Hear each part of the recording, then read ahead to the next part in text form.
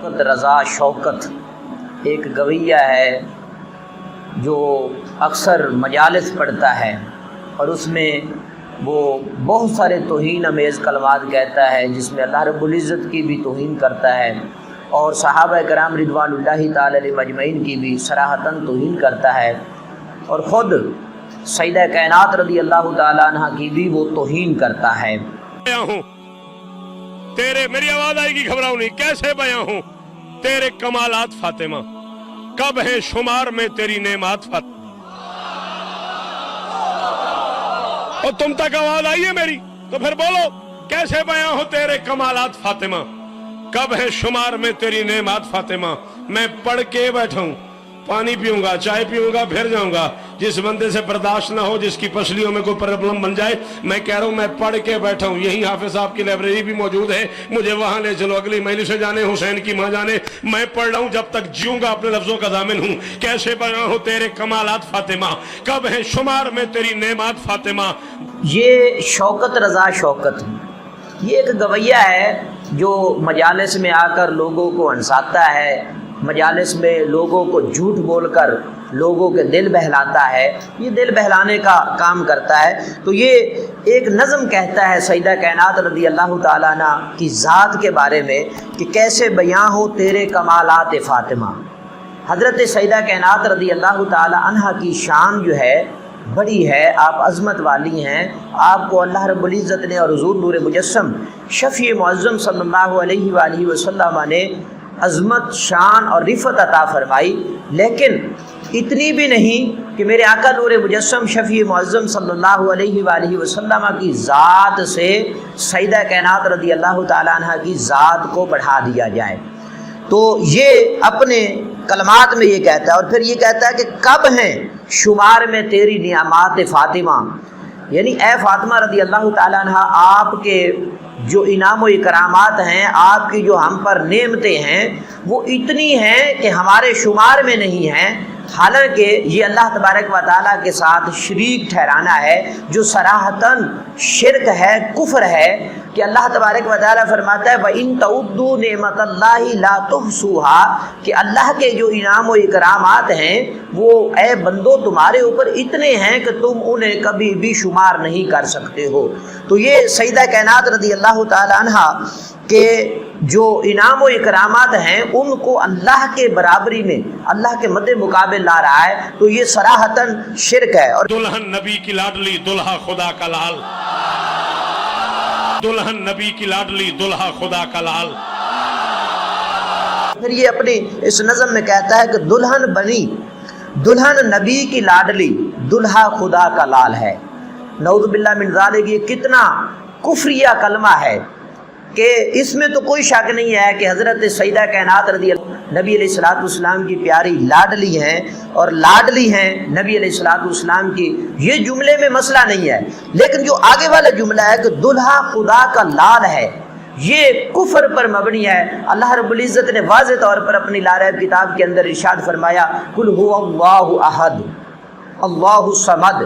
لم یلد ولم یولد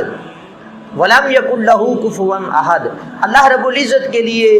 نہ اولاد ہے، نہ اولاد کا تصور کیا جا سکتا ہے، اور یہ بندہ جو ہے اپنی اس نظم کے اندر لوگوں کو ہنسانے کے لیے، جو ہلاک طبقے کو یہ سنانے کے لیے اپنی طرف سے جھوٹ یہ کہتا ہے کہ دلہا خدا کا لال ہے، یعنی حضرت علی المرتضیٰ شیر خدا رضی اللہ تعالیٰ عنہ کو خدا کا بیٹا کہہ رہا ہے، جو صراحتاً شرک ہے، کفر ہے۔ اللہ تبارک و تعالیٰ کے حضور اس سے استغفار کرنا چاہیے، توبہ کرنی چاہیے جو اس نے یہ کلمات کہے ہیں۔ لیکن میں یہ بات ضرور کہوں گا، آج معاشرے کے اندر اس طرح کے کئی نسور اور بھیڑیے مل رہے ہیں جو اللہ رب العزت کی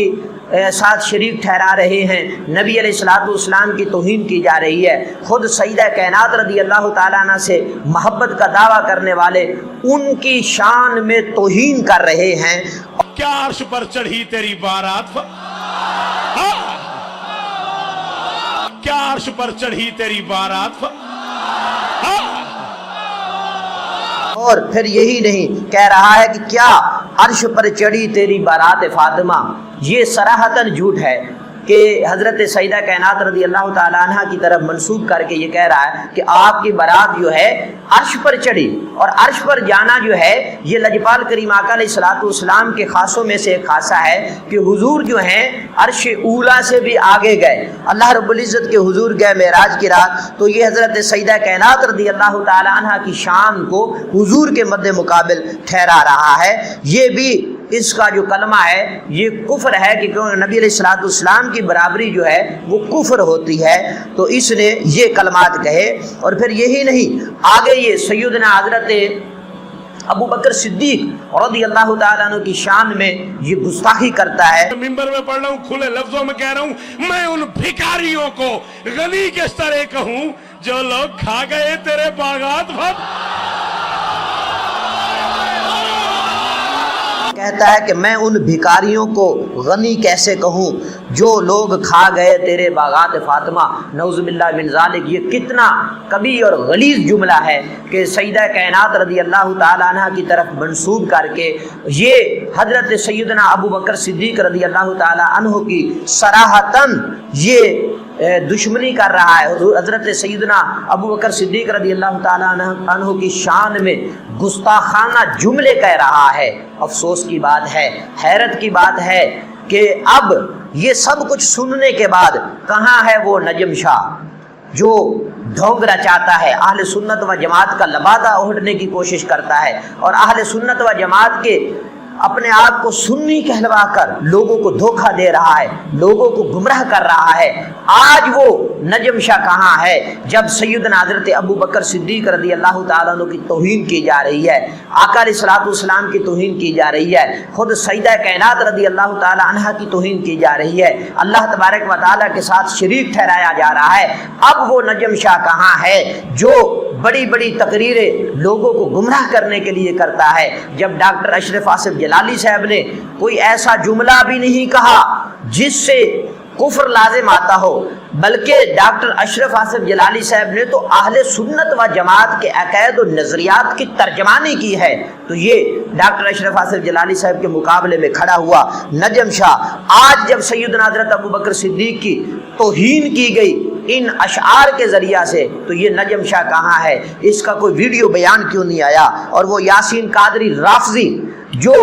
آج ایران کے پیسوں پہ پڑ رہا ہے، جو آج معاشرے کے اندر خاص کر اہل سنت و جماعت کے اندر تفریق ڈال رہا ہے، اہل سنت و جماعت کا لبادہ اوڑھ کر، وہ کہاں ہے؟ اب اس کے سامنے سیدنا حضرت ابو بکر صدیق پاک کی توہین کی جا رہی ہے تو یہ گہری نیند مگرمچھ کی طرح سوئے ہوئے ہیں۔ اور وہ حنیف قریشی کہاں ہے جس کے سامنے حضرت ام المومنین عائشہ صدیقہ رضی اللہ تعالیٰ عنہ کی توہین کی جاتی ہے، وہ خاموش رہتا ہے؟ حضرت ابو بکر صدیق پاک کی توہین کی جاتی ہے، وہ خاموش رہتا ہے؟ حضرت عمر فاروق رضی اللہ تعالیٰ عنہ کی توہین کی جاتی ہے، وہ خاموش رہتا ہے؟ دیگر صحابہ کرام کی توہین کی جاتی ہے، وہ خاموش رہتا ہے؟ لیکن ڈاکٹر اشرف آصف جلالی صاحب نے جب اہل سنت و جماعت کے عقائد و نظریات کی ترجمانی کی تو یہ بھیڑیا بھی نکل آیا، اہل سنت و جماعت کی صفوں میں جو گھسا ہوا تھا، چھپ کر کام کر رہا تھا۔ اب جب سیدنا حضرت ابو بکر صدیق پاک کی توہین کی جا رہی ہے تو یہ بھیڑیا اب کہاں ہے؟ میں کہنا چاہتا ہوں ان تمام لوگوں کو جو معاشرے کے اندر تفریق ڈالنے کی کوشش کر رہے ہیں اور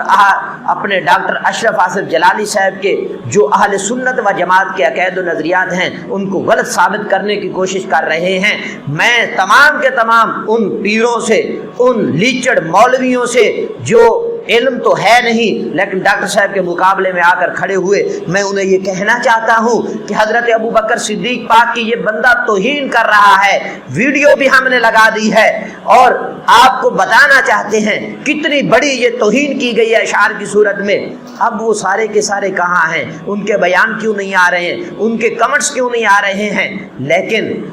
الحمدللہ اہل سنت و جماعت میں ایسے لوگ موجود ہیں جو اہل سنت و جماعت کا دفاع کرنا جانتے ہیں۔ اللہ تبارک و تعالی مجھے اور آپ کو عمل کی توفیق عطا فرمائے۔ وآخر دعوانا ان الحمدللہ رب